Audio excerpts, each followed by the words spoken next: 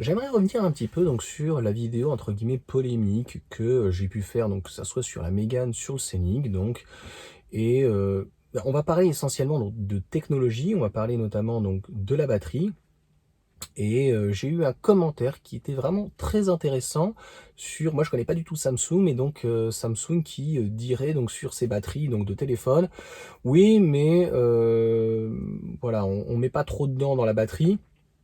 En tout cas, on essaye de ne pas trop, d'avoir des charges trop puissantes parce que c'est pour pouvoir la recycler derrière.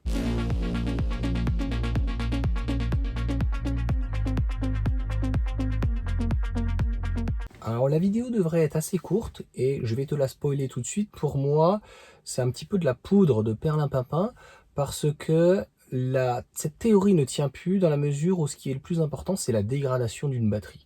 Et quand on voit donc les batteries de chez Renault, qui a priori n'ont pas évolué, vous me dites donc qu'elles sont faites en Pologne et donc c'est toujours donc des poches, donc elles sont ni cylindriques ni prismatiques comme les autres LG de chez Tesla. Donc a priori les poches c'est ce qu'on fait donc de pire en termes je crois de ventilation et en termes de sécurité. Donc comme je viens de te le dire, la charge déjà est très mal partie avec ce type de conception. C'est exactement comme le moteur.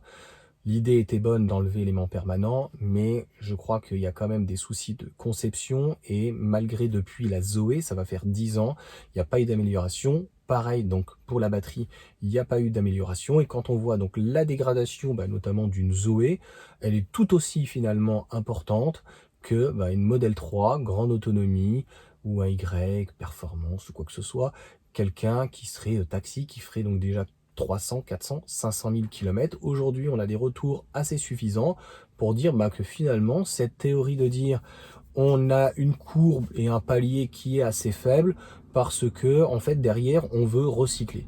Non, c'est que je pense en fait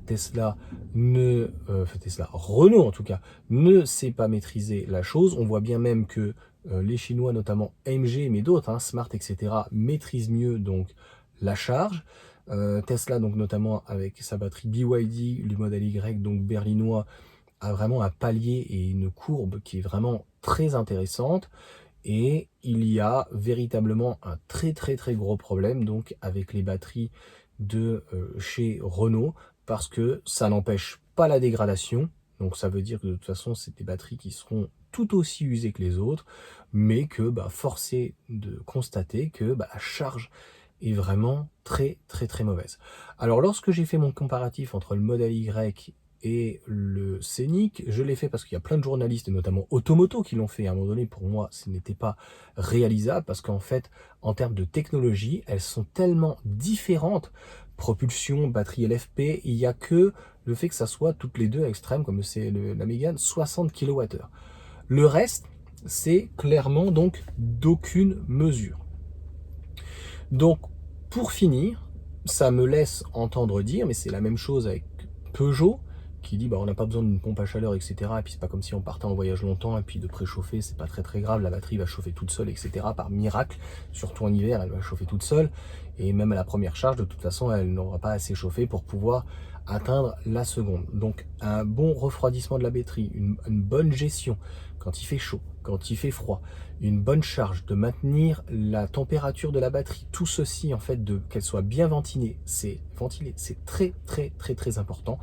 Et ça me fait penser que aujourd'hui en tout cas, quand je vois ma Mégane, mais de ce qui est fait donc au niveau de la concurrence, des choses qui ne maîtrisent pas, je pense que je ne retournerai pas à une marque généraliste avant très longtemps parce qu'ils ne maîtrisent ni le bœuf, ni la charge, ni qu'elle soit en tension, haute, basse, le refroidissement, la gestion des batteries. Et encore une fois, dites-le moi en commentaire, mais j'ai pas l'impression que, soi-disant que les superchargeurs, ça use fortement, donc la batterie, ça la dégrade, etc. Eh bien, j'ai pas l'impression que le fait de limiter la charge à 100, 120, 130, moi sur la Mégane, je commence à 100, je finis à 40, honnêtement, j'ai pas l'impression que la dégradation de la batterie quand elle est à 100 000, 200 ou 300 000 km, la dégradation soit meilleure. Et donc tu vois par exemple les taxis qui sont en voiture donc électrique, qui sont déjà à 200, 300, 400, 500 000 km, eh bien, ils n'ont pas une dégradation qui est plus importante. La dégradation, donc, que ça soit une LFP, une NMC, se fait très souvent entre les 40 et 100 000 km, et après, ça se stabilise. Donc, voilà pour cette petite vidéo. Dis-moi ce que tu en penses, mais je crois que clairement, pour Renault, pour la charge, donc la charge rapide CCS, c'est pas du foutage de gueule, mais c'est plutôt un prétexte en tout cas pour dire voilà, on essaie de préserver les batteries au lieu de dire bah non, écoutez, on sait pas mieux faire parce que sinon là, on va beaucoup plus la dégrader que la concurrence, et clairement, ça va se voir parce que ça fait quand même long un Scénic de 87 kWh, 35 minutes sur un 2080. Allez, ciao.